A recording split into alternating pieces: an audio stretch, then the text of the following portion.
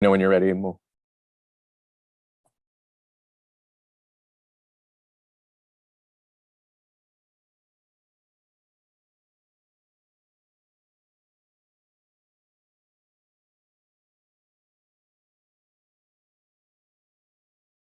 Okay, great.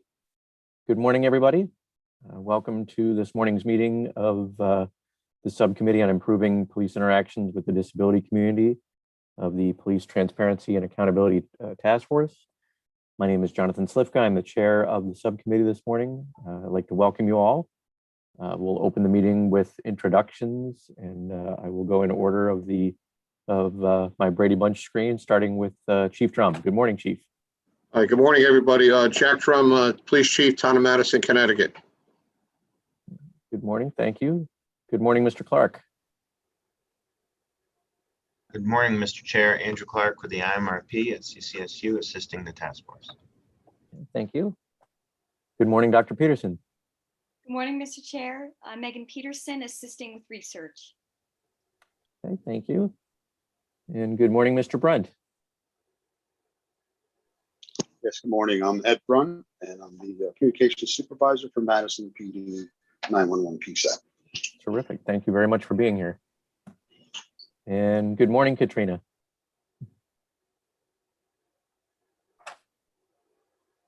Katrina is our ASL interpreter this morning. Yes, good morning. Thank you. Good morning. Yep. All right. And good morning, Mr. Glom. Good morning, everyone. Walter Glom, Director of the Connecticut Council on Developmental Disabilities. Welcome. Nice to see you this morning. Good morning, Mr. Mendoza. Good morning, Henry Mendoza with IMRP. All right. And good morning, Ms. Lopes. Good morning, Mr. Chairman. Chief Drum offered me an invitation. I'm very interested in these topics. Thank you. Thank you for being here. Appreciate it.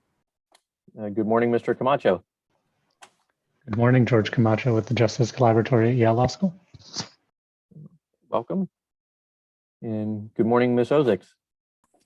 Good morning, Mackenzie Ozick with the IMRP at CCSU. And last but not least, good morning, Ms. Maldonado.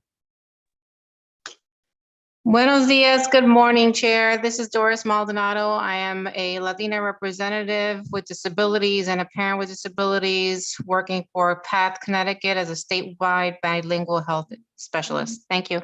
Thank you. All right. And next item on the agenda is the review and approval of the minutes from the May 4th meeting. That was in the invite that was sent to you all. So hopefully you've had a chance to take a look at it. If not, actually, Mr. Clark, I would venture that we do not have a quorum of the subcommittee, so we would not be able to vote on. Yes, we need one more. We would need one more. Okay, so we will table that.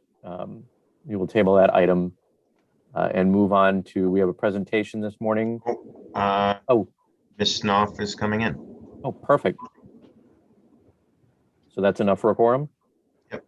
Okay, terrific. Well, I'll let her introduce herself once she gets in.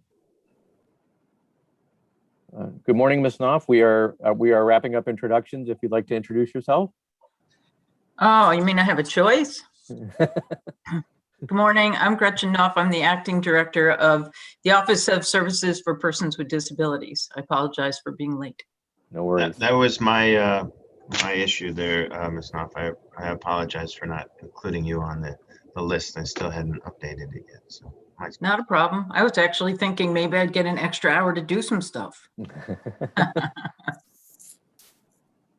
Okay, so we will move on to number 3 on the agenda, the review and approval of the minutes from the May 4th meeting. Ms. Knopf, you're in luck. You are you provided us with a quorum to be able to vote on the minutes this morning. So thank you for that.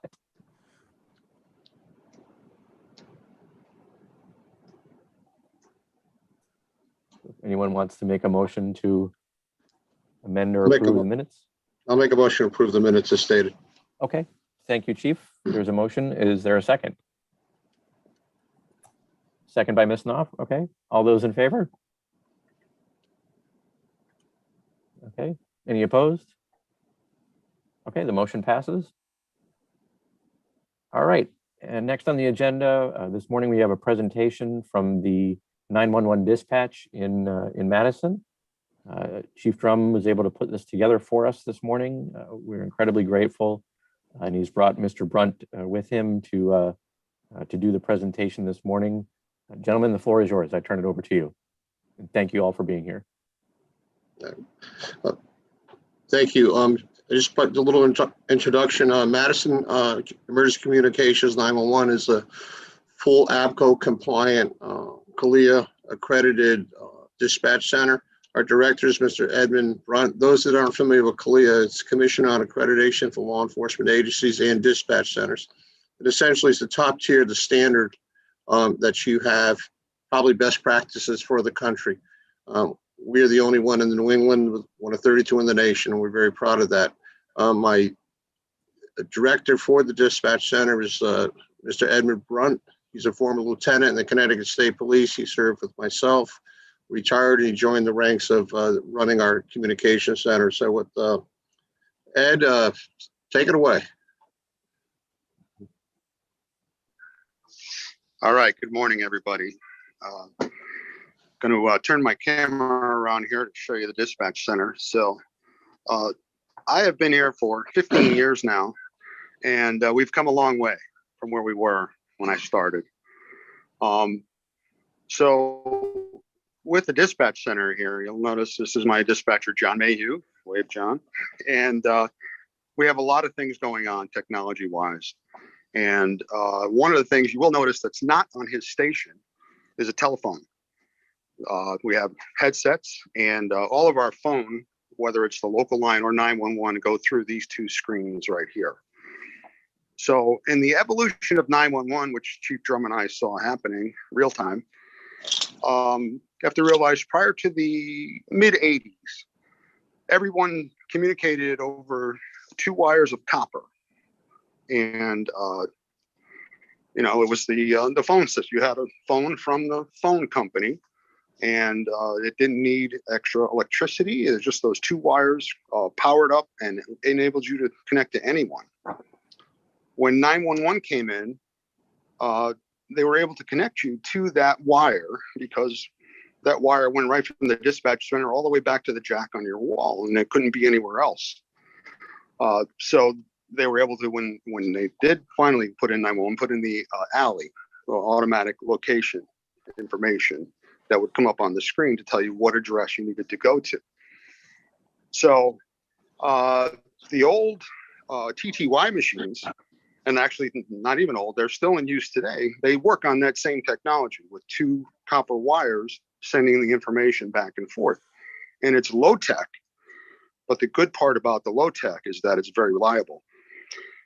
Through the hurricanes and storms that we've had here over the last decade, you know, sometimes everything will go down, and so, you know, we'll get a call on a phone line and to determine that even though the wires, the trees took the wires down and they're laying on the ground, sometimes that 2 copper wire phone system will still work and still get in here to the emergency dispatch center in 911. Around about the 1990s, with the advent of cable TV and internet, most people, including us here at the PD, have converted to voice over IP. So now we're not talking about that direct wire back and forth. There needed to be another way to locate that caller, so that if you, typically people sign up for a bundle, they get your TV, your internet, and your phone. If you are one of the few people who maintains the home landline, you need to put the information with your service provider to say what address this phone is connected to. And that gets sent along with the data to the 911 center. So we're able to find out where you are. One of the problems with this new type of phone system, with all the good things it does, the bad things are, if you don't update that location with your service provider, you can actually give us a wrong location on the screen. And I can recall in our years here, we did here get a call for a domestic dispute going on. And in the middle of the call, the dispatcher asked to confirm the address was in Madison. I said, no, I'm not in Madison. I'm in Denver, Colorado. So that VoIP system, they just picked up their laptop, brought it when they moved to Denver, and then they called 911 and it came back here to Madison, because all that information has to be programmed by your service provider so that you can be found. All right, so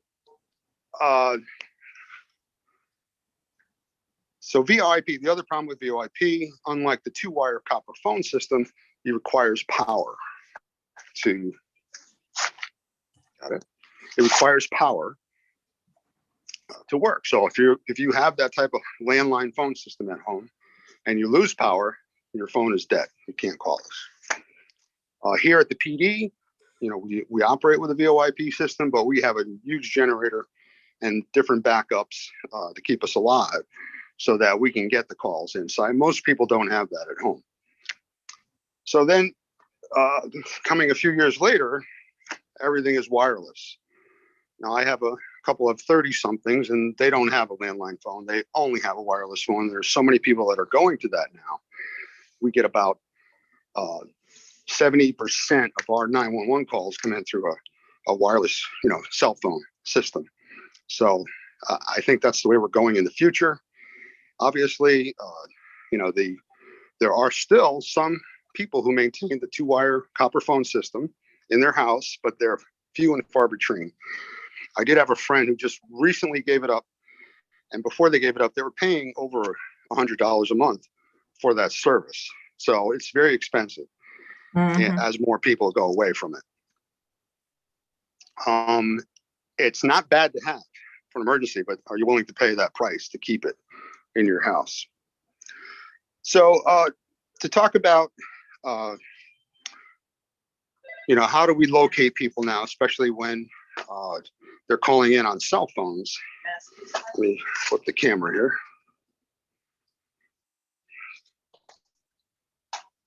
All right, so we have information screen on the bottom and a location map on top. We can have Mark call us. I'll have one of my dispatchers out in the field. He's going to call us on 911. I'll take a minute. And the original technology, and this is all provided by the state of Connecticut, and the way that it locates the caller is based on signal strength from the telephone to the radio towers. And the greater density of towers you have in your vicinity, the better location it will send to us. And if you'll call in, we got the message. So, but it works for every phone. Any phone that can connect to the cellular system can use this triangulation method to find the caller. And while I'm talking about that, understand that in an emergency, calling 911, just dialing the 3 digits and leaving the phone open will get you help. Eventually we will get there. Even if no one can speak, just knowing that at this particular location, someone called 911, we will send a police officer to investigate to see if there's an emergency in that location. So you got the message. I'm wondering, I think 717. So I'm actually seeing it on SOS already. This is him calling right here. He's okay. I haven't got there yet. But the voice connection hasn't. Because he's way out on the water, he might be connected to a different piece app. So is the Captain Lynch on the file? All right, so I'm jumping ahead here. I didn't want to talk about this other system that we have, but apparently Mark, my dispatcher, is out in the field trying to call 911, and he is appearing here.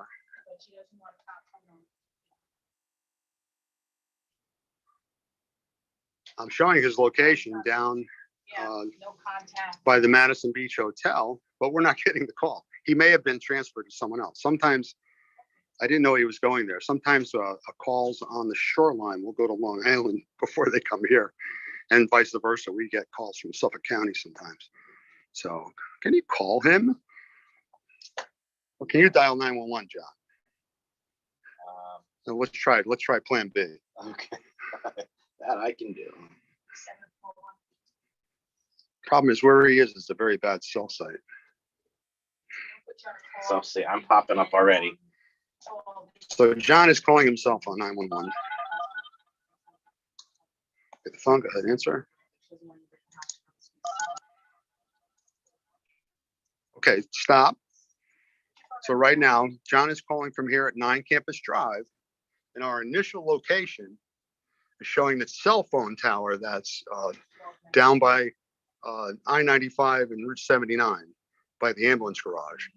So that's the initial tower that probably took this call. So we have a function here where we rebid the alley and the map updates. And now this is it showing now 9 Campus Drive or 8 Campus Drive. You know, that's the aerial view of the PD right about where we are. So what it did was it initially sent us to the tower that received the call. And then when we rebid, it goes out and looks again and finds that caller. So anyone who calls 911 on a wireless phone gets their location up on a map. If it's a landline phone, hopefully we're in much better we're much better shape. What happened to Mark? Did he call? Did he get Long Island? I have him now. No, he got Guilford. He got Guilford. Okay. So where he is. All right. Okay. So now can you have Mark hang up and text to 911? Okay. Should we? Yeah, tell him to move. Should we move his location? Well, I mean, I don't have time for him to drive around. Right. Tell him to text to All 911. right. Now we're gonna have you just do a text, okay? Ed, can you hear me? Let's do a land. Call the lane and oh, actually, no, it won't work the same way. Yeah, you have to call. John texted it. John, use your phone. I'll just do it. I'm sorry for the technical glitch. Okay, well, I'm gonna do it from here. I'm gonna hang up. All right, stand by. Bye-bye. Okay, so anyone with a cell phone with the ability to text can text the 911 as well. We've gotten very few of these since it's been active in the last couple of years. It's always better if you can call. But okay, I'm popping up on SOS. All right, John's text is coming in now.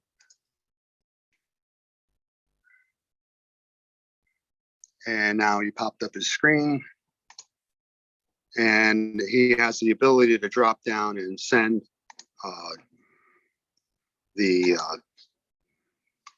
text back and forth with the call. I want to see this. And here, it's coming in on my. Here's his phone here, if I can get it back and forth. Okay, so now a person with a TTY. John, I'm going to have you do it. Okay. All right, so we're done. Yeah. Okay, I'm going to. Now, an actual machine here in dispatch. And I don't know where it went, but since the state provided the latest update, we do everything on the computer with TTY. Getting ready for this meeting, I did some research and found out that you can buy one on Amazon for about $200. So I have one on the way. So I think we should have that redundant backup here, just in case. And it's also good for training as well. So I don't have that to show you right now, but you can also do TTY from, John's doing it right now from his iPhone. You have it set up for that, or oh, you don't? I'm going to have Mark do it because Mark's all set to go, I think. So I haven't changed my settings yet. All right, he's calling in now. He's got to go through the tree. Hopefully, I'll get this. Madison Police Department. Okay, call is coming in now. Okay, and you hit. Okay, I can hear tones in my TTY. ears, so that makes me think. Hit that battle. Okay, is he sending anything? Let me initiate that. All right, so John did a drop down. Hit the enter for me. And Mark is now seeing 911. Where's your emergency? Dispatch.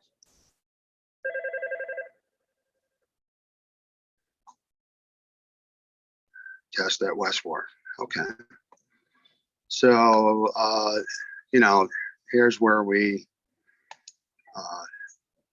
you know, the terminology in TTY, you should have said go ahead at the end like we do. GA, go ahead, let us know when they're done typing.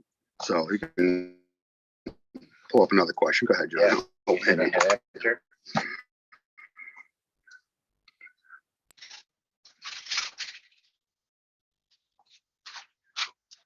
So that's the way we do it here. We also have HCO and VCO, hearing carryover, and VCO voice carryover. So if there's a person who can hear but can't speak, we can send our voice direct to their phone. And the opposite of the hearing, HCO hearing, but can't hear. VCO, they, you know, so send the audio back and forth.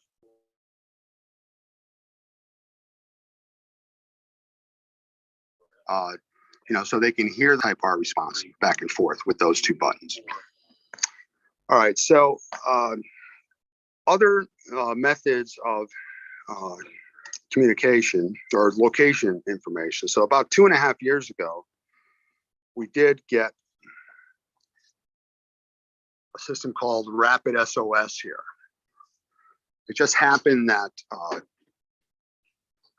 you know, one of the dispatchers saw something online, and we looked into you know, having it installed, and it's been something that we don't know how we got away without it before. So with the regular 911 system, we talked about the location from signal strength at the towers. This one works completely different. This one works from the data that you send from your cell phone. So the same mechanism that helps you get an Uber right to your location at the curb, it works off the GPS antennas, and you know, it sends that data along with the call to this clearinghouse at Rapid SOS, and it does some great things. So back when Mark was trying to call us, we have all these dots of where it triangulated for him, and then that's where he is. Is he on the line now, John? I disconnected on the TTY. Okay. But you can't see all of his historical information. So, yeah, the Rapid SOS portal is great when it works, but it won't work for every phone. The 911 system will work for any phone that's connected to the cellular, you know, talk system. For Rapid SOS to work, it has to be a cell phone that can use, you can do voice and send data at the same time. So most of the, you know, larger name cell phone providers all do that. You know, you have Verizon, AT&T, Sprint, T-Mobile. Generally, it'll work like that. But sometimes people have, you know, Cricket Wireless or some other things that, and I don't know. I don't know for a fact which ones don't work. But if you have just a talk plan without the data, you know, an older phone, then we'll get no information from Rapid SOS. And some of the things we can do with that, can we do the location guy? We can try this. I'm not sure if it goes. No, it won't go here. Campus. It might work down. So we can do various views. Let's see. There we go. So where Mark was, we can drop the little guy there, and we can actually see the Madison Beach Hotel. And the dots in the road here are where he was calling from. All the red dots were prior locations. And this helps us a lot because we have a lot of people that go to Hammonasset State Park. And while they're at the beach, they're getting things out of their purse or in the bag and accidentally dial 911. And in the past, you know, the legacy system will absolutely show it in Hammonasset State Park.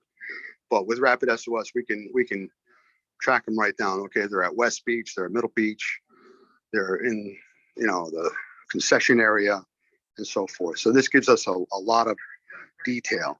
It also, now, I don't know if you have Mark's call up there. Yeah. His phone number.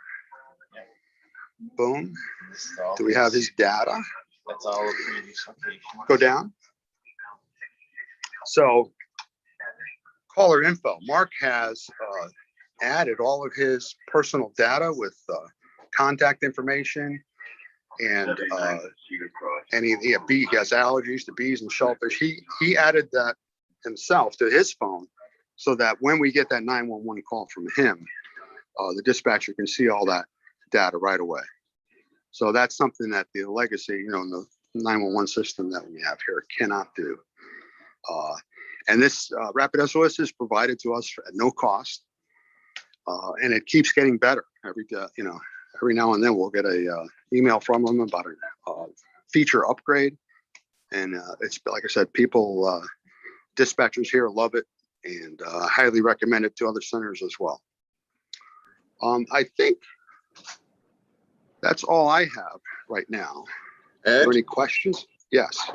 Ed, speak a little bit to the people that have voluntarily put information, give us information for the redress in our premise file and how that assists when we respond in the CAD. Okay, so in our CAD system, when we get a call and the dispatcher enters the address, we have a line here for alerts, and the dispatcher can get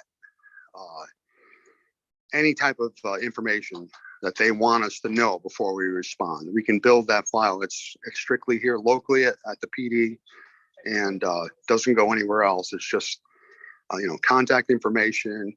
Sometimes it's a key location, you know, for people who live alone.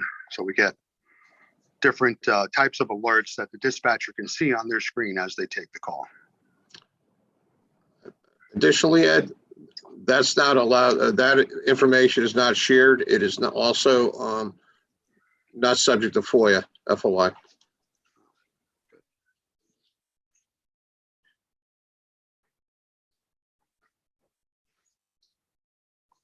Okay. Any other questions? Chief, yes, this is John, or I'm sorry, Mr. Brunt, this is John Slifka. With respect to the script that is used during a conversation with someone that calls in or texts in, are there any identifying questions or probing questions or ways that you determine on your end that you might be dealing or interacting with someone with a disability? That don't cross any sort of HIPAA boundaries, for example. Is there any questions that they're allowed to ask that might assist them in you know, getting as much information as possible on the person when dealing with the situation? So for dispatchers in an emergency, we don't have any restrictions on questions that we ask to try to get the right.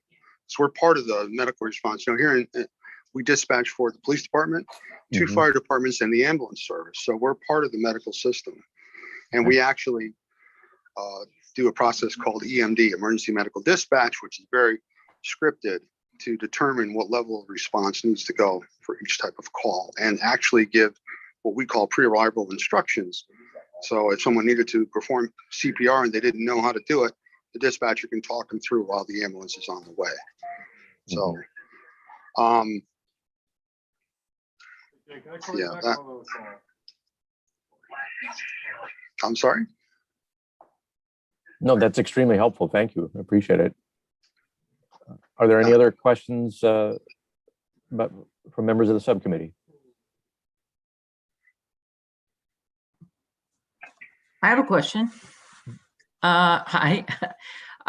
When you were talking about the SOS system, you said that Mark had downloaded a bunch of information about himself. His allergy to bee stings. Is that something, you know, there's a real concern about having people do a voluntary registry, but if it's something where you're having an emergency and you can send that information just at that specific point, you might get a lot more people who would be willing to do that, because the vulnerability is a lot less, or the perception at least of vulnerability is going to be a lot less, because it's between you needing help at that point and the dispatch. You know, I am not 100% sure how Mark did that. I'm going to ask him though. It might just be within your iPhone settings that you can enter your health-related information. Yeah. So that it's for only on for emergency. iPhone. You have to go to the health settings. So John is explaining to me. I'm going to try to find it. I don't know what might. If it's under emergency SOS. No, hang on. Well, not 100% sure, but that I think, and I know with Mark, he has every gadget known to man, and I'm sure he did fill out that health information on his iPhone in case. Under settings, there's health, and then you do health details, and that's okay. John's explaining under settings, health. Oh, here, yeah. Health details. So settings, health, and then health details. So yeah, you can fill in as much as you want. And then there's also medical ID. I think you can put your medical, if you have a medical conditions, allergies, medications. I actually filled all mine in, and actually, I guess if you had one of the bracelets or so forth, there's a number attached to that. You can actually put that in as well. It's weird that mine didn't come over though. Thank you. Thank you. That's extremely helpful. Learn something new every day. Ed? Me too. Yes, sir. Ed? I think we're going to have to make a request for a tripod that will have it where it doesn't shake as much. I'm sorry. I know I was shaky. We're not ready for prime time yet, but okay. Movie camera. The other thing that I noticed on the settings, because I hadn't noticed this either, on the medical ID, it says it can be accessed from the emergency dialer without unlocking your phone. So it would appear that you can have it on your phone as well. And if you're not responsive, they would be able to see that. So even if it's not a call. Yeah. Wow, that's world-changing kind of information. Yeah, actually, if you did put that in and we got no audio, we would get that data. That says, whatever the disability is, even if it's someone who can't speak or something. Okay. It would be helpful to. There we go. Okay. Are there any other questions from the group? Since they're sharing their screen, I'm not able to see everybody. So if you either want to raise your hand or just speak up and say that you have a question, please feel free. Can you talk about what happens when it's a non-English speaker? Okay, so when we have a non-English speaker, we have here, I don't know if you can see it, Lang line stands for language line. And that is the translation service that the state of Connecticut provides for 911. And we conference call in the interpreter, and they can explain to us what the situation is, and give us the information that we need.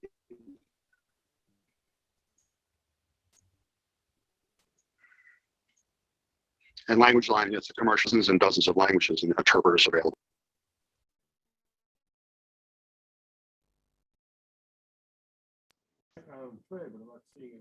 Okay. Are there any other questions? I just have a broad one if no one else had any questions, because this presentation is juxtaposed with the last one that we had that Des presented on, kind of like the basics of 911 and how it's set up. And so this is really helpful to get a sense of how the individual dispatch works, because we understand that most departments have either an individual dispatch or maybe some type of regional dispatch. And so there were questions that we had that wouldn't necessarily be able to be answered by DESP that maybe you can help with. And for one, we wondered the connection between 911 and 211, because if you think about it from the perspective of police interactions with those from the disability community and you know, some of the nationwide and local concern is what happens when that call is made and you see situations where things turned out very badly because there isn't information that an officer has, or that you know, I'm just wondering if you have noticed anything in the dispatch calls when you're looking at some situations that have become public, you know, people are aware, maybe they've happened in yours, that you said, oh, I wish they had done it that way, or I wish they had this information, or I wish they were doing it the way that we did because that situation wouldn't have escalated in that way. And not to put you on the spot, but just wondering if there's anything from that dispatch. It's kind of akin to what Chair Slifka asked in terms of the scripts that you have, in terms of, are they individualized? So just broadly thinking about how the disability community could be better served in those interactions. Is there anything from the dispatch perspective that you think we should know about? Well, for us, if someone calls us from 911, liability wise, we have to send someone, and that's what I said earlier, if we have a call that's no voice or nothing going on, they're pocket dials, they happen all the time.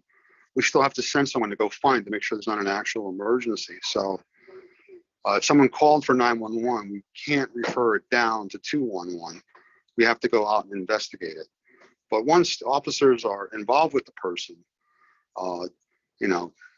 at that point, we have done this in town here where, person with, generally mental illness or something, or bad situation in the home, hoarding and those kind of things, we'll get the social services in town involved from that point forward. But once they call 911, we're obligated to send either police, fire, or EMS to that location to determine if there's an emergency or not. Ms. Maldonado asked in the chat about scripts and lessons learned, and are social workers included in terms of, I'm assuming what she means is, is it in your purview to send social workers out, or is it strictly police, fire, and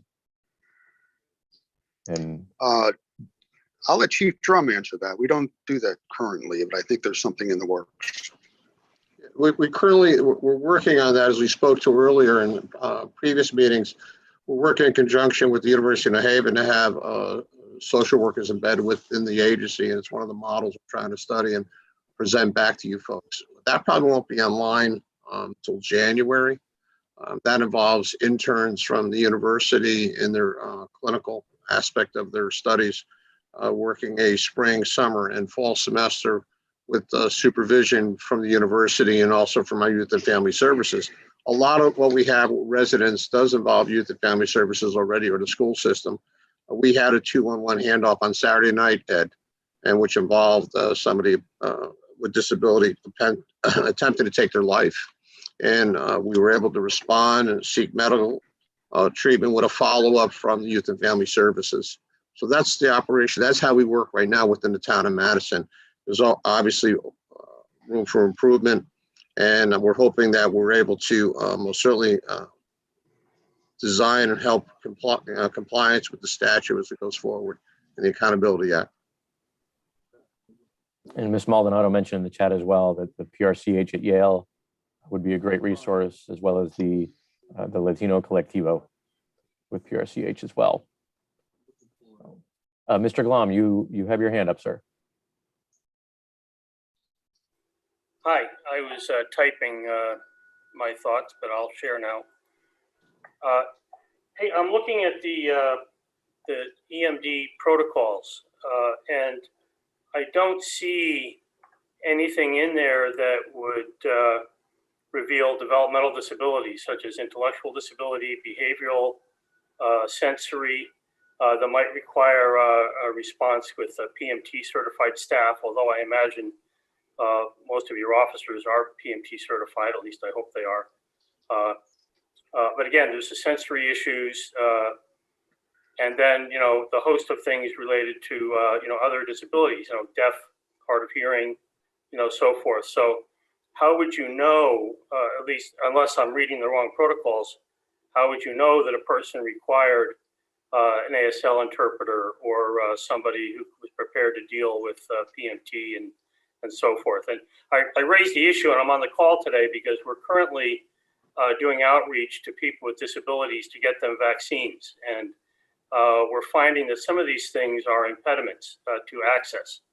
We had 2 cases last week which were required PMT. And by the way, I want to do a shout out to the Vernon PD. They've been working with us on this. You guys as a group, and I mean all of you, all the towns, I mean, there's some great expertise in the police departments that are really being helpful to us now, because you've got people there. They know how to organize, they know how to outreach, they know how to get to people, they know how to do stuff. So just let me say that. But, you know, talking here about the dispatch issue, there's a nexus with a concern that we're seeing that, you know, we just don't have enough information about, you know, where these folks are and what their needs are. And then when we have to do an outreach, you know, we discover then that, oh, we need PMT, we need ASL, we need a better sensory environment and so forth. So getting back to the dispatch discussion here, you know, is there a possibility of modifying or improving the PMD protocols so that those questions get asked?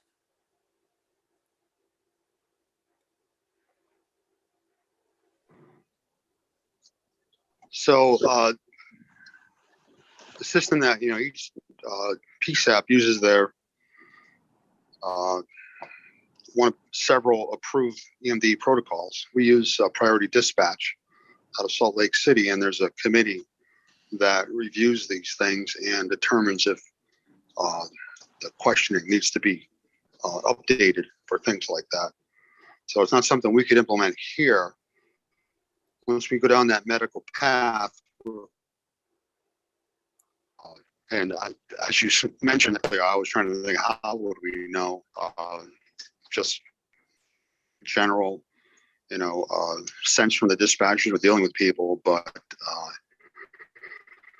you know, if the person was calling on a regular phone line and didn't attempt to make a TTY call or something like that, they would not know about hearing impairment.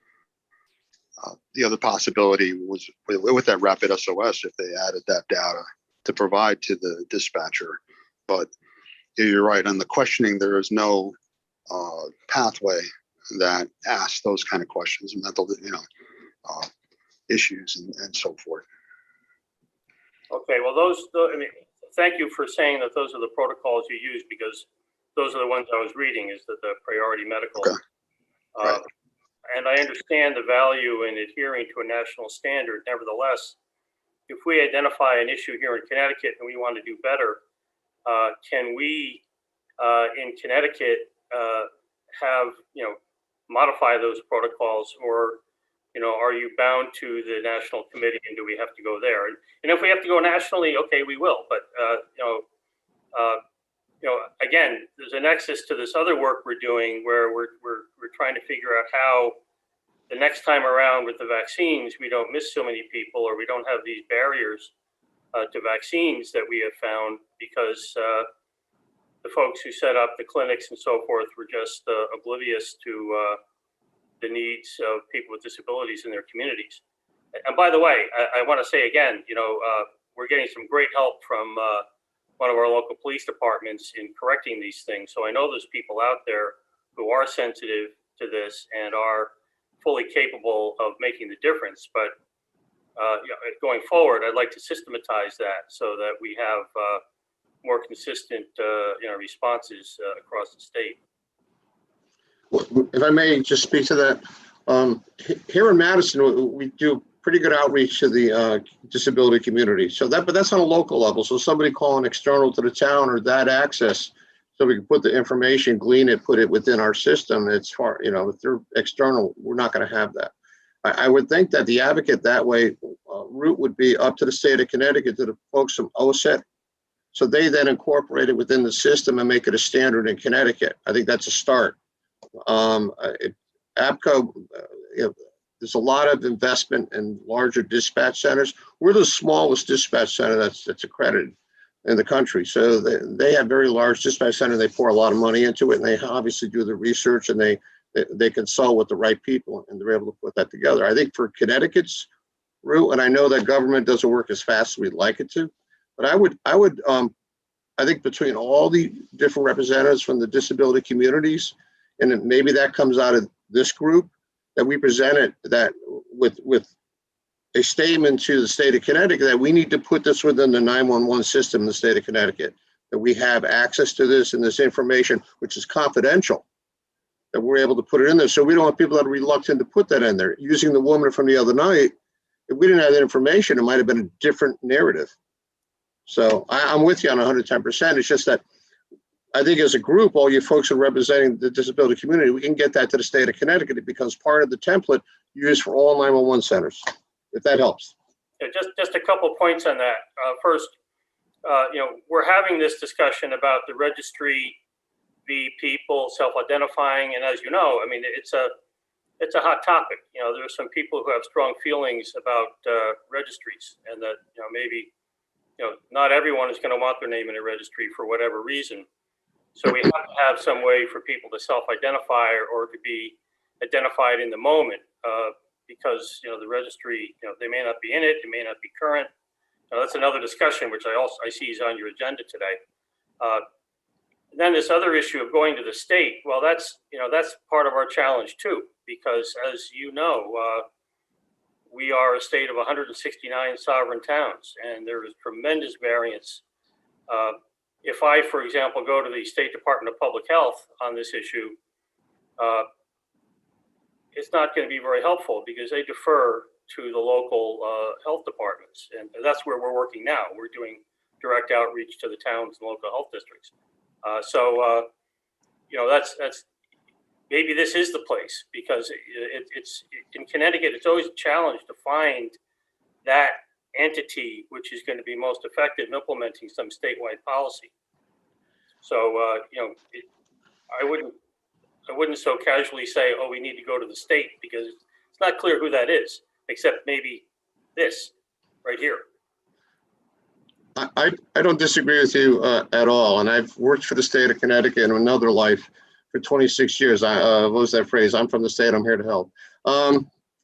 I think we're pushing forward, and I know that Andy, I know that John, Ken Barone with Racial Profiling Prohibition Project, we're trying to come up with some different models. And that's why we're racing ahead, trying to get it with the university systems that, one, it becomes a very successful pathway to accomplish what we're trying to get to. Two, the communities can probably afford to do that. I mean, it's great to pass legislation, but you still got to be able to put it in place, and particularly if you put a sunset on it. I think that the model we're trying to find for a medium-sized community or police department, and that perhaps that model, I know there's other towns, Willimantic is working with this also. You speak to your local agency up there in the Hartford area with Vernon.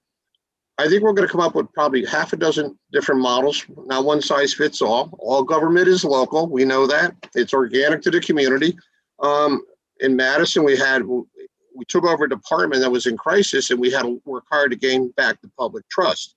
We had to gain the trust of people that sit home and maybe don't attend meetings or watch them online. Long and short of this is that we've been very successful in partnerships between the Board of Ed, between Youth and Family Services, the seniors, and those with disabilities in town, and meeting with them.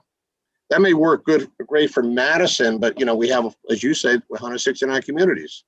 So I think if we have models that we could bring back to the state and say, hey, listen, this size is more for a larger city. This is for a small community. Don't forget the resident trooper towns. where they may have 12 troopers covering, 250,000 people involved in these rural towns. And so it has to also work for them when they pick up that phone. So I feel the pain of trying to put this together. I'm here because obviously I want to help and make this work. I think that in another 6 months, it may be in a different direction, a lot more positive. I glean a lot of information from you folks, and that puts me back to my drawing board at night when I'm writing, trying to put this together. So I can't speak for the state of Connecticut. I'm not with them anymore, but I'm not shy a voice to say, hey, you need to look at this. Okay. I know it's not a solution today, but that's where we're going. Thank you. And I just want to add that one of the comments that Ms. Maldonado put in, she said that just as the educational system, highly impactful systems affecting our community are all locally led, so we don't have a basic universal standard missing, which means they're missing many of their underserved. And I just think that ties into what you all were talking about, and I want to make sure her comments were that she put in the chat were brought to the forefront here. So thank you. Are there any other questions for dispatch at this time? All right, seeing none, thank you, Chief. Thank you, Mr. Brunt, for being here. We are grateful for your presentation and the education today. Thank you. So, okay, with that, we'll move on to the next portion of the agenda, an update on the social worker recommendation reports and sequential intercept model recommendations. And with that, I will turn the floor over to Dr. Peterson. Thank you so much, Mr. Chair, and everyone. Good morning again. Just very briefly, in the interest of time, we are currently reviewing, let me find my document here. Pardon me.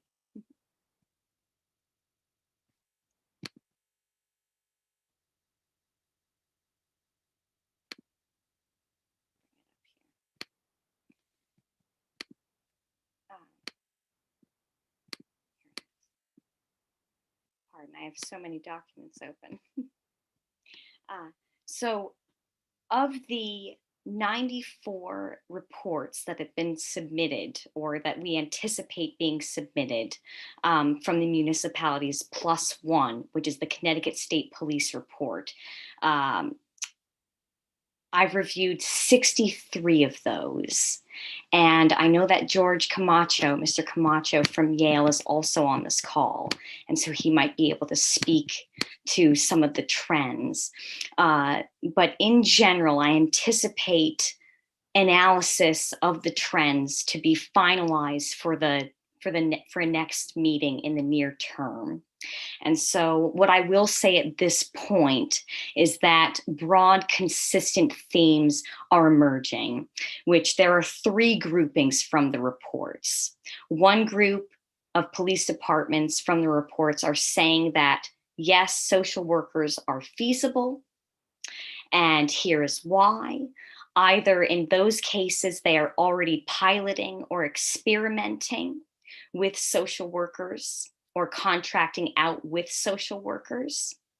The second grouping of police department reports is that they are indicating that no, it is not feasible at this time. And that is specifically due to budgetary constraints and safety considerations for social workers, as well as the responding law enforcement or police officers. And then there's a third grouping, which is basically open. These police departments are open to the possibility based upon further study.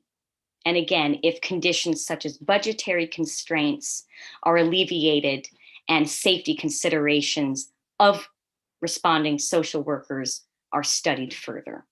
So sort of 3 groups that we are seeing emerge at this time.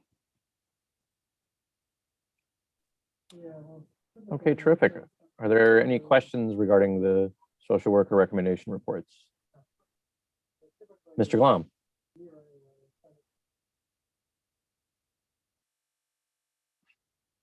You're on mute, Mr. Glom. Here I am. Are we talking about social workers responding with a police officer or social workers responding in lieu of? I just want to understand the context here.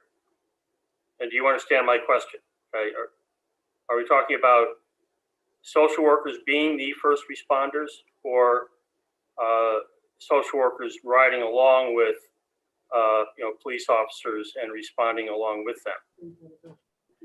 And one of the reasons I'm asking is that, as you probably know, in the Creates Connecticut report that the governor just had done, there is a recommendation that calls be handled in a way that social workers respond in lieu of police officers. The presumption being that there are a significant number of calls that don't require a police officer to respond, but would benefit from a social worker responding.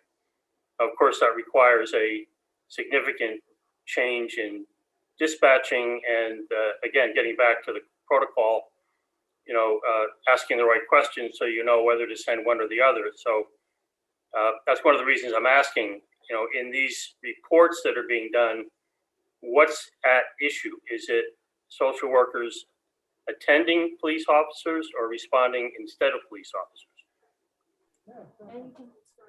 So it looks like we lost Dr. Peterson. Mr. Clark, I don't know if you, and we don't have Mr. Camacho anymore. So I can respond because I've looked at. Oh, good afternoon. Can you guys hear me? Yes. Am I close up? This doesn't sound too distant. No, you're Okay. fine. You're fine. Thanks. I'm never sure what microphone is hooked up here. So the reports, I think, are really dealing with both scenarios, right? Different agencies have taken different stances on the role of social workers. So some have said that they believe that social workers can be integrated into the department, but as an after the fact sort of a follow-up, right? Or we know that there's this address is called 911 10 times. Let's get a social worker out there to try and address that issue, as an example. And some, like the New Haven model, are looking to more actively have social workers, crisis intervention teams respond to the crisis. I would say that is more of the exception at this point in these reports. I think law enforcement have generally taken the position that there's a lot there that would have to be unpacked. And I think they're just generally not sure the best way to approach that to ensure the safety of, right? They're concerned about, right, how these situations can escalate. But what I think you will see in the summary of the reports that we're putting together is that there's really a menu of options that will be available to this subcommittee to consider when making recommendations as you wrap up your work in the coming months. And my guess is that there's not going to be a one-size-fits-all approach. I can imagine, I know Chief Drum has talked about the partnership that they have developed with the University of New Haven and bringing in some social work interns.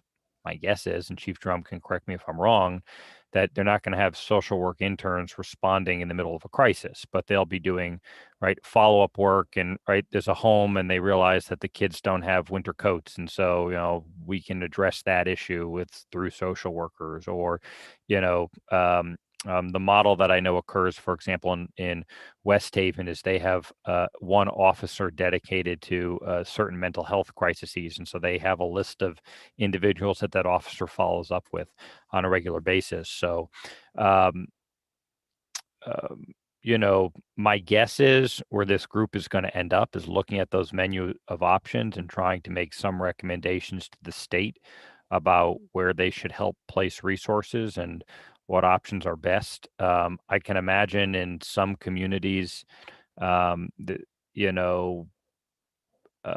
might be considering sort of regional services, right? Maybe there's places around the state that have crisis intervention teams with social workers integrated that, can respond 3 towns away if an emergency really deems it necessary.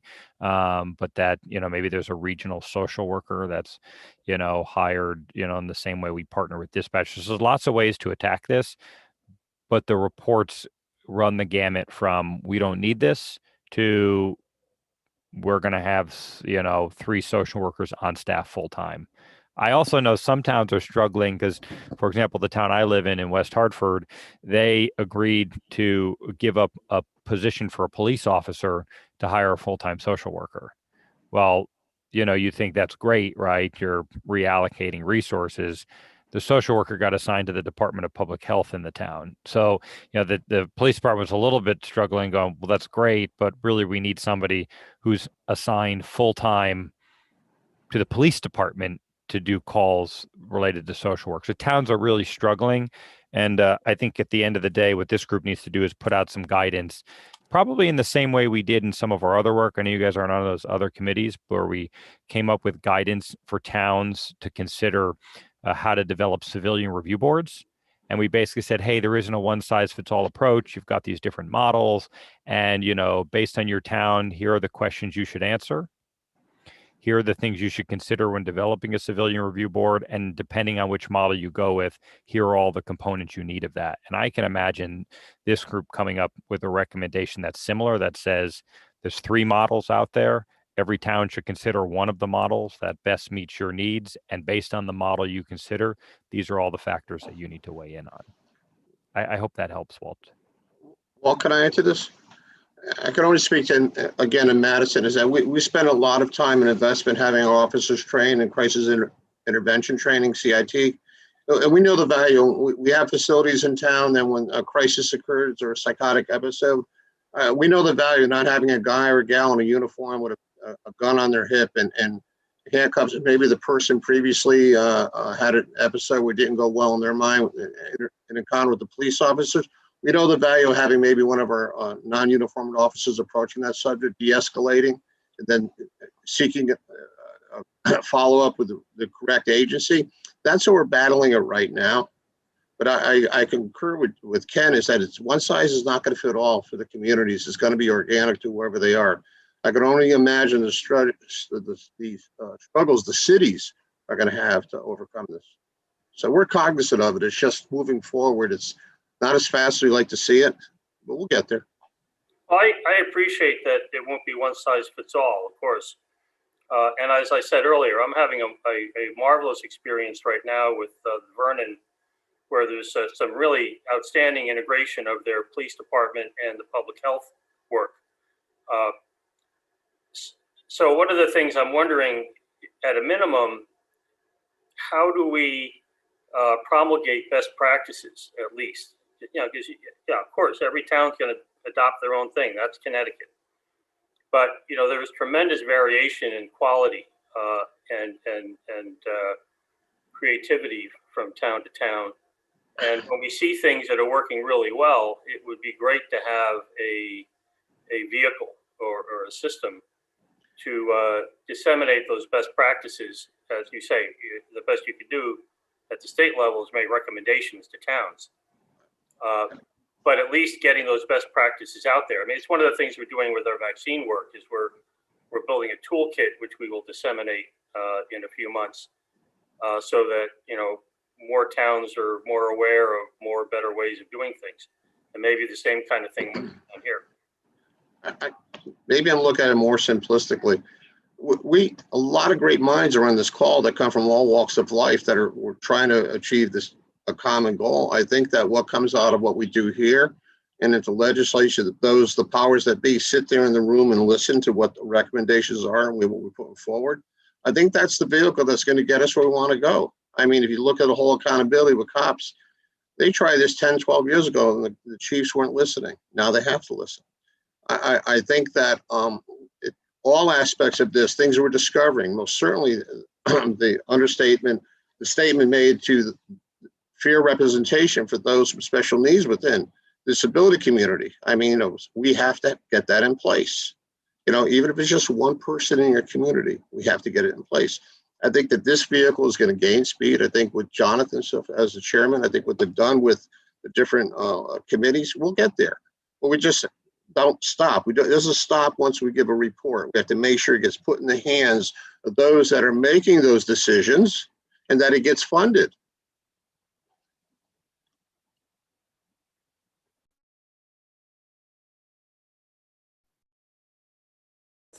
Thank you, Chief. And thank you, Mr. Glom.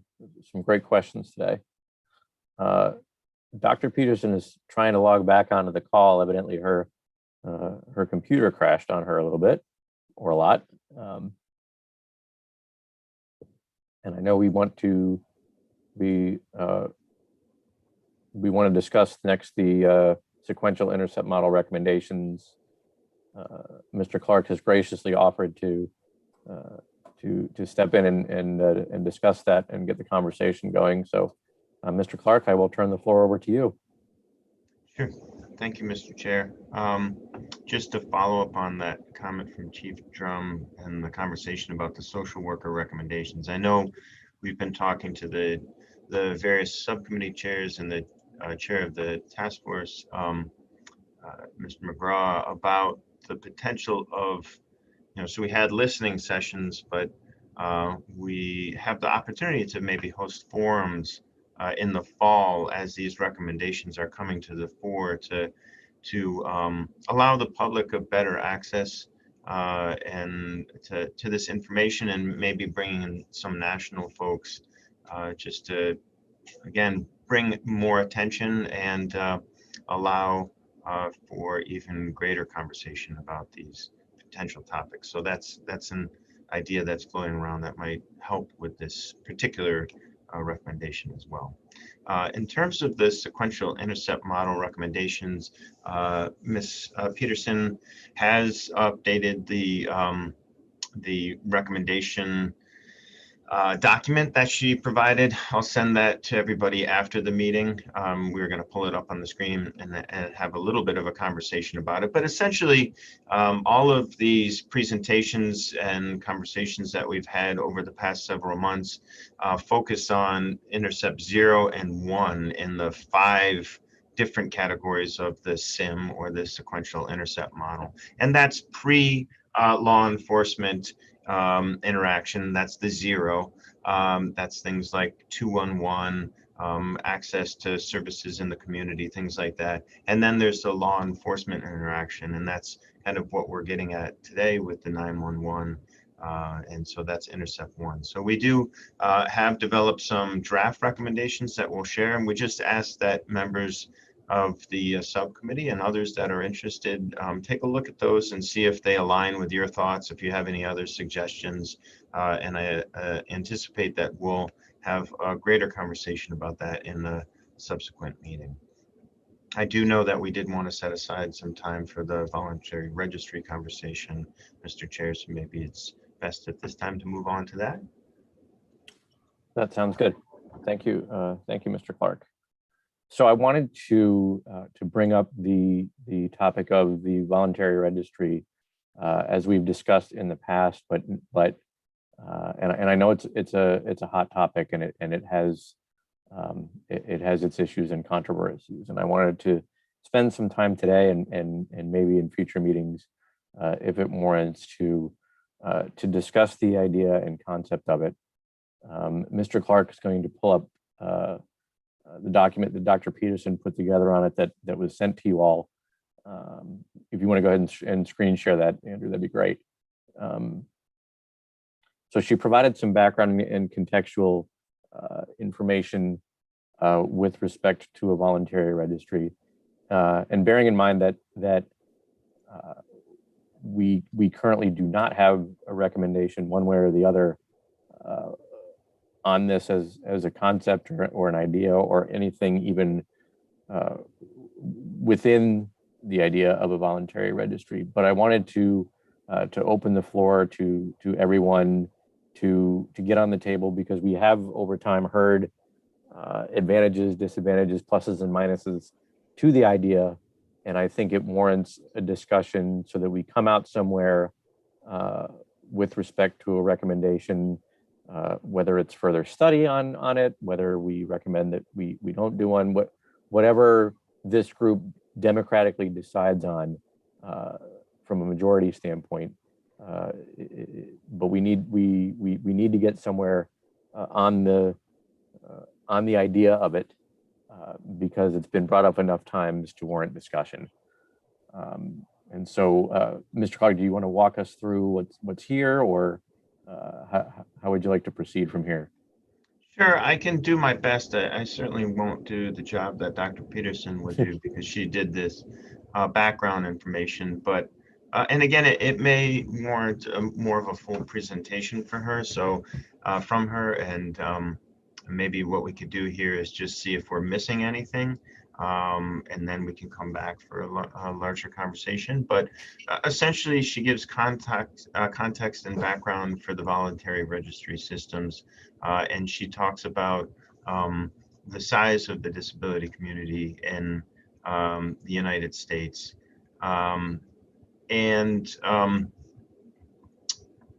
Then she goes on to discuss the current information collected for voluntary registry systems. So,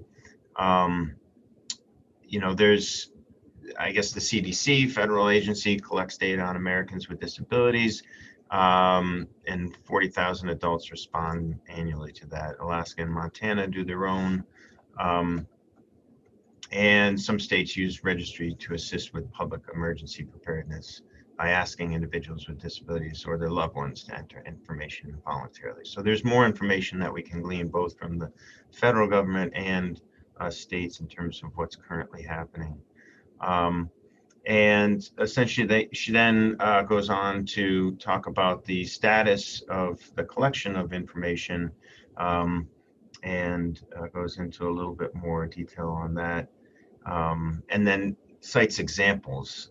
So the Smart 911 system, Montana has a system, and then there's specific jurisdictions that have them as well, including one within Connecticut, and that's the Canton, Connecticut model. And we found through her research, the Alzheimer's Voluntary Registry Program has a document that corresponds with it that's pretty detailed and gives a lot of information as to how that came about and what's happening there. But it goes, as you can see, talks about generally some of the places. Westport also does the voluntary registry with people with disabilities, Polk County, Ohio. And so she then lists a series of considerations and factors for discussing voluntary registry systems that we thought we could use to guide the conversation. And they're from the IACP Voluntary Registry Guide, the International Association of Chiefs of Police. So there's essentially two specific questions about available information and accessible prior to as well as during law enforcement emergency response. And I don't know if you'd like to walk through those, Mr. Chair, or if you'd like to, because we are at 12:25 and we do have the 1 o'clock, so I don't know how much we want to get into this, but. Right. I think, so I would say two things. One, thank you for walking through that. The first is, I know that there's registries specifically referenced in here from Canton and Westport, but my understanding is there is a statewide registry currently that people can utilize should they so choose with respect to disability or health related information. Isn't that correct, Mr. Clark? Or Chief Trum, you might be able to weigh in on that. If there is currently a statewide registry, if I'm not mistaken, it's just not utilized by very much or by a large number of people. Is that correct?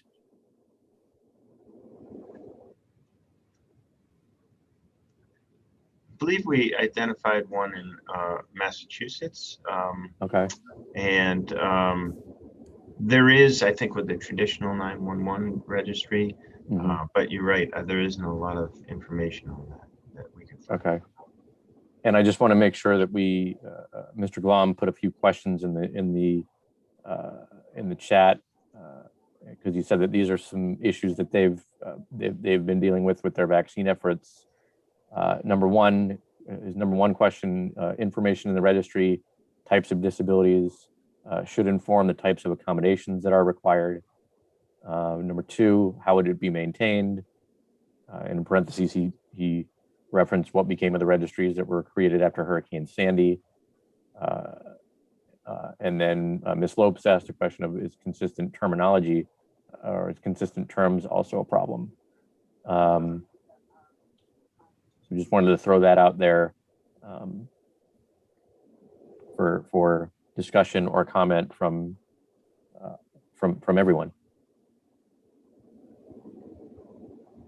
And bear in mind, we do not have to have, again, as I said earlier, we do not have to come out with any solutions or recommendations today. I know that this particular topic will be one for further discussion. I'll just say on the terminology thing, what I think is huge here. If you go to the NIH, CDC, and whatever databases or the census data, what you'll find is a lot of inconsistency in how disabilities are characterized. Mm-hmm. I mean, this is one of my headaches, and we really have to be careful how we choose the terms, and that's why I say, based on what we're dealing with the vaccine outreach, I would suggest that we come up with a system, and we're going to have to come up with something. I doubt we're going to find one that is meaningful to the first responders. In other words, information that tells people what they should do. So it's kind of in the line with the dispatch protocols. The only reason for asking the question or having the information is if it's going to inform your behavior or the actions you're going to take with the individual when you get there. So, throwing around labels isn't very helpful. Saying that you're going to need, a certain type of certified staff, on scene, that's meaningful. Saying it just like a language, intervention. So, I think that the terminology, is something we need to look at carefully, and then everything else kind of follows. And then there's this other issue again. You create these things, and then who's going to maintain them?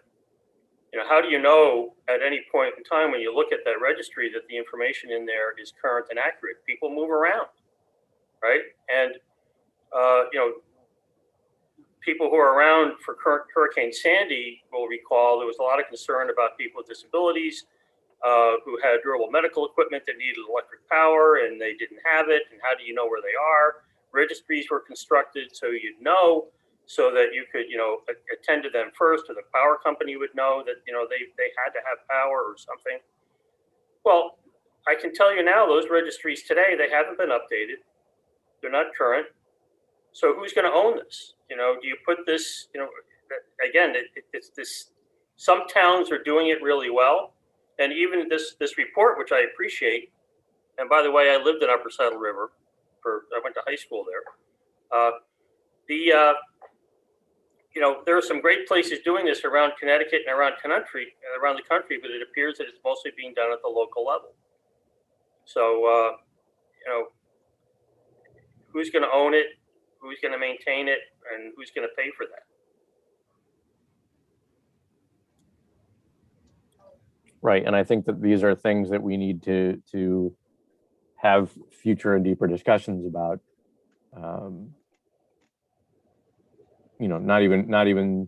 Not to mention the privacy issues and concerns that we've heard about over time with stigma and bias and all of those things. You want to make sure that we are cognizant of the opinions that have been expressed in that regard. But to your point, Mr. Glom, I agree with you that from a purely educational standpoint, in the moment, if the disability is relevant to the interaction, there should be some means to deliver that information or provide that information to the police so that they are as educated as possible about the scenario that they're walking into.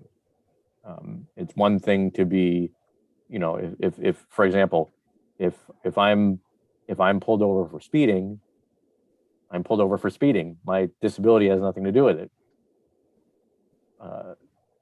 On the other hand, if it's something else, an emergent situation of some type that is related, now it's appropriate for the police to have that information. So a scenario-based kind of a thing, as we kind of learned about earlier today in the presentation, is something I think to talk about. So, and as Ms. Knopf mentioned in her comments in the chat, that she said you also have to remember that accommodations are also individual, so assumptions cannot be made. Vulnerability is a big issue. And she said that with respect to the registry, people with disabilities don't sign up because they feel like they are potentially opening up themselves to harm. That's why I said I know that this is an issue that is not without controversy, but that being said, it's not one that can be ignored. Even if we come out with little to no recommendations in this regard, we need to have this discussion and be cognizant of it as we get into the fall and begin to wrap up our information gathering and fact finding and get to the point where we're putting forth specific recommendations. John? Yes, Ms. Knopf.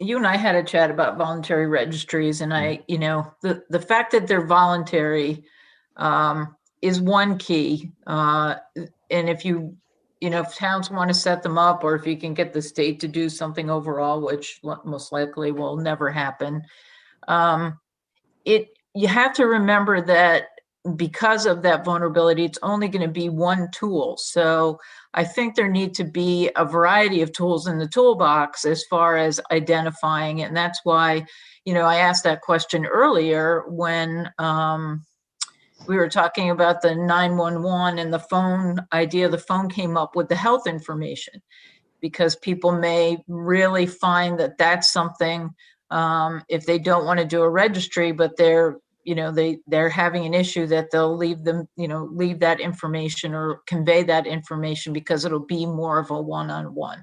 It's not going to be your information in a registry in a dispatch center. So I think coming up and finding ideas that are going to be in conjunction with the idea of a voluntary registry may be a way to look at this, rather than just say, do we do a voluntary registry or don't we?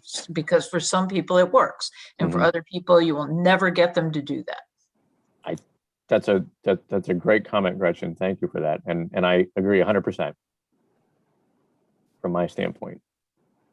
But I view my position as chair here as a facilitator of a conversation, rather than trying to drive it one way or another towards any specific agenda. And I'm trying to do my best to do that and make sure that all sides of very sensitive topics such as this one are presented and put forward. So I hope I'm doing that today. Jonathan? Yes, Chief, please.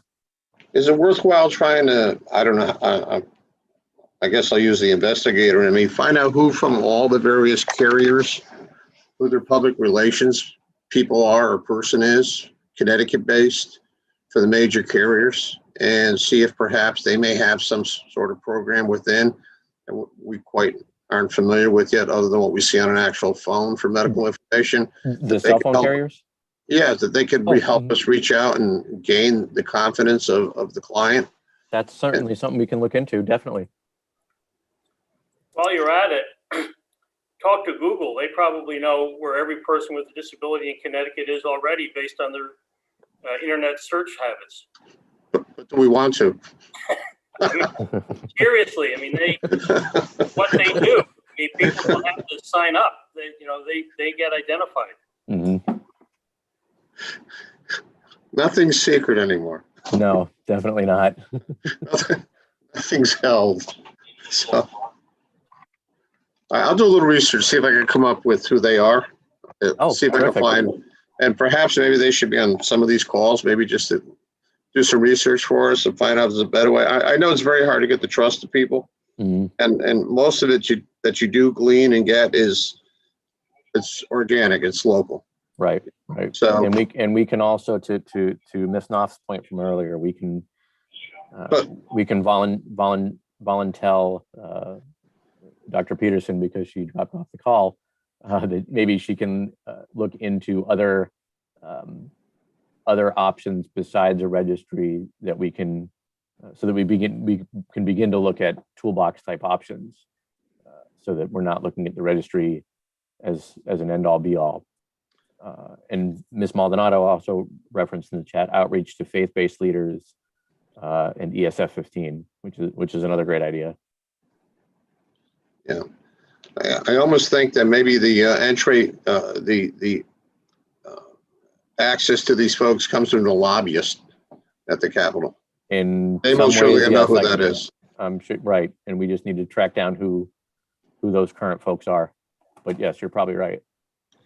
John, can I bring up a point of order? Of course. The interpreter is left.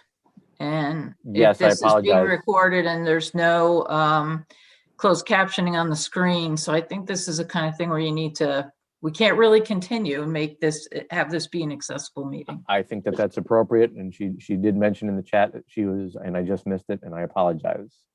And so I think you're absolutely right. So with that, I will open the floor for a motion to adjourn. Mr. Clark, I'm sorry.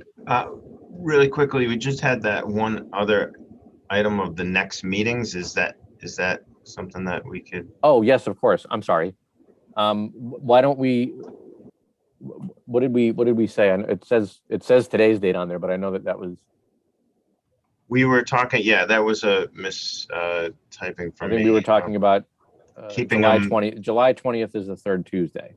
Yeah, the third Tuesdays in the next 2 months, July 20th and the 17th of August. So we are going to, let's just say that those dates are the tentative dates. What I'd like for you all to do, if you could, for those of you that are members of the subcommittee, just make us aware of any vacations that you might be going on. We know it's the summer, kids are out of school and so forth. So if you have any vacation or times that you're going to be away in the next couple of months, just in case we need to move those meetings around, please let us know. And I'll make sure to send that out in an email to subcommittee members. Terrific. Okay. Thank you. All right. And with that, I will open the floor for a motion to adjourn. All right. There's a motion. Is there a second? All right. Thank you, Chief. All those in favor? Aye. All right.